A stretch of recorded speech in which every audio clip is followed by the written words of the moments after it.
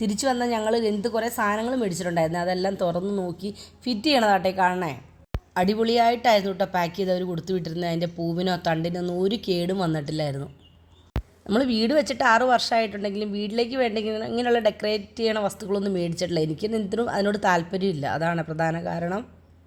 കഴിഞ്ഞ ദിവസം ഞങ്ങൾ ഇടുക്കിയിൽ പ്രമോദേട്ടൻ്റെ പാലുകാച്ചിന് പോയപ്പോൾ ഞങ്ങളാ താമസിച്ചിരുന്ന അവരുടെ ചേട്ടൻ്റെ വീട്ടിൽ സ്റ്റെയർ കയറി പോകുന്ന ഭാഗത്ത് ഇങ്ങനെ 1-2 ചെടികൾ, ഇങ്ങനെ വലിയ ചെടികളും കുറേ പൂവുകളൊക്കെ നിൽക്കണം. ഇങ്ങനെ പ്ലാസ്റ്റിക് തന്നെ കണ്ടു. അത് കണ്ടപ്പോൾ എനിക്ക് ഭയങ്കര ആഗ്രഹം. അങ്ങനെ എന്ത് മേടിച്ചുകൊണ്ട് വന്നാട്ടെ. ഇത് സർപ്രൈസ് ഒന്നുമല്ല, പുള്ളി അവിടെ കടയിൽ ചെന്ന് വീഡിയോ കോൾ ചെയ്ത് നമ്മൾ രണ്ടുപേരും കൂടി ഇഷ്ടപ്പെട്ട് എടുത്തതാണ്.